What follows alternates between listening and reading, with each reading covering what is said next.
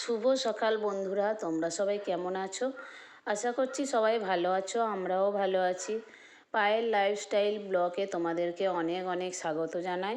তো আরও একটা নতুন ভিডিও নিয়ে চলে এসেছি। তোমাদের ভালো লাগলে অবশ্যই লাইক করো, কমেন্ট করো এবং চ্যানেলটাকে সাবস্ক্রাইব করে দিও। সকাল সকাল আমি বেরিয়ে পড়েছি হাঁটতে। এখন থেকে রুটিনটা নতুন করে শুরু করলাম, কারণ এখন আমার শরীরটা একটু ভারী ভারী লাগছে, উঠতে বসতে একটু কষ্ট হচ্ছে। সেই জন্য ভাবলাম সকালে করে একটু যদি হাঁটি তো সেটা শরীরের পক্ষে ভালো হবে। তাই সকাল সকাল হাঁটতে চলে গেলাম। আর এদিকে দেখো, এই যে থালকুনি পাতা গাছটা আছে, তো আমি প্রতিদিন এখান থেকে পাতা তুলে ধুয়ে খেয়ে তারপরে জল খাই। তো প্রতিদিন দেখানো সম্ভব হয় না, কারণ ভিডিওটা বড় হয়ে যায় বলে।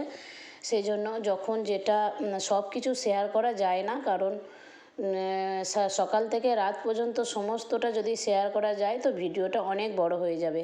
তো জানো থালকুনি পাতার উপকারিতা। তো আমি প্রতিদিনই সকালে খাই, ধুয়ে খেয়ে থালকুনি পাতাটা খেয়ে জল খেয়ে নিই। পেটের পক্ষে খুবই ভালো হয়। তো তারপরে আমি সকালে দেখো সমস্ত কাজ সেরে স্নান করে চলে এসেছি পুজো দিতে। তো গোপুসোনাকে আজকে কত সুন্দর লাগছে দেখো, গোপুসোনাকে অন্য একটা জামা পরিয়েছি, মুকুট পরিয়েছি। আমি সকালে সমস্ত বাসি কাজ সেরে স্নান করে পুজো করে নিলাম। তো এবার দেখি কি রান্না হয়, মা কি সবজি কেটে রেখেছে। তো চলো দেখি আজকের কি রান্না হবে। এখানে পটল আলু কাটা আছে, আর এখানে আদা রসুন লঙ্কা আছে, আর ডাঁটা কাটা আছে, টমেটো কাটা আছে। তো আমি রান্নাটা করে নিই, তোমরা পুরো ভিডিওটা দেখতে থাকো। দেখো আমার রান্না হয়ে গেছে। তো এখানে করেছি ভাত, আর এখানে আছে ডাঁটার ঝাল, সর্ষে তারপরে জিরে কাঁচা লঙ্কা দিয়ে ডাঁটার ঝাল করেছি। আর আছে পটল আলু চিংড়ি দিয়ে তরকারি। আর এখানে আছে মাছটাকে পেঁয়াজ শুকনো লঙ্কা দিয়ে ভাজা করেছি। কালকে ঝাল হয়েছিল, তো আজকের বললো ভাজা করতে। আর একটু বেগনি মাখা আছে। বিকেলবেলাতে দেখো রনি বাইরেটায় খেলা করছে আর ফুল নিয়ে দাঁড়িয়ে আছে। তো পাশ থেকে একটা কাকিমা, মানে ওর ঠাম্মি হয়, তো ওর সাথে মজা করছে, ইয়ার্কি করছে, আর ও লজ্জা পাচ্ছে দেখো।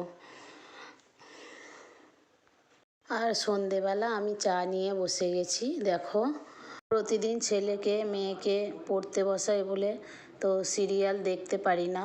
সিরিয়ালের নেশা ছিল আগে, দেখতাম। তো এখন আর সিরিয়াল দেখি না, কারণ ছেলেকে পড়তে বসাই, টিভি খোলা হয় না। তো আজকের ওরা কেউ বাড়িতে নেই, সেজন্য ভাবলাম যে আজকের একটু চা খেতে খেতে টিভি দেখে নিই। তো দেখো আমি সেই জন্য চা নিয়ে বসে পড়েছি। আর তারপরে ভাবলাম যে রনি বাড়িতে নেই যখন, তাহলে আলমারিটা একটু গুছিয়ে নিই। অনেক দিন থেকে ভাবছিলাম আলমারিটা গুছাবো। তো দেখো এত জামা কাপড় আছে, তবুও কোথাও যাওয়ার আগে মনে হয় কি পরবো কি পরবো। তো আমাদের মেয়েদেরই এটা অভ্যাস, যতই জামা কাপড় থাকুক কোথাও যাওয়ার আগে মনে হয় যেন আর একটা নতুন শাড়ি কিংবা জামা কিনি। তো তারপরে দেখো আমি আলমারিটা পুরো খালি করে নিয়েছিলাম। আর এর মধ্যে যেগুলো মানে সব সময় যে শাড়িগুলো পরি না, প্রয়োজন নেই, সেগুলো তলার দিকে রাখছি। আর যেগুলো সব সময় পরবো প্রয়োজন, সেগুলো ওপরের দিকে রাখছি। তো তারপরে দেখো আমি আলমারিটা গুছিয়ে নিচ্ছি তাড়াতাড়ি করে। আর এই শাড়িটা আমার খুব প্রিয়, কালারটা দেখো কি মিষ্টি। তো এই শাড়িটা খুব ভালো লাগে। আর এটা হলো আমার বিয়ের শাড়ি। এই রকম শাড়ি পরে কেন বিয়ে করেছি সেটা তোমাদেরকে পরে একটা ভিডিওতে বলবো। তো এই শাড়িটা দেখো কত সুন্দর, ভেলভেটের উপরে নেট, খুবই ভালো লাগে। আজকে সানডে, আজকে রাজাবাবু বাড়িতে আছে। তো রাজাবাবু ছেলেটাকে মেয়েটাকে নিয়ে বললাম ওর পিপির বাড়িতে, মানে দিদির বাড়িতে নিয়ে গেছে। তো দিনের বেলাতে কি রান্না করেছি তোমাদেরকে দেখিয়েছি। তো রাতের বেলা এখন মাংস নিয়ে এসছে, তো আমি মাংসটা রান্না করব। চলো এখন আমি রান্নাটা করে নিই। আর ওরা বাড়ি চলে এসছে দেখো।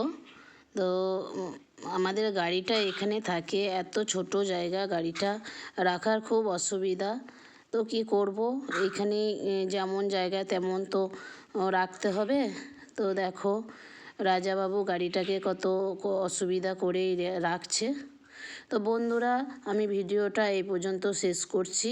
তোমাদের ভালো লাগলে অবশ্যই লাইক করো, কমেন্ট করো। টাটা, সবাই ভালো থেকো।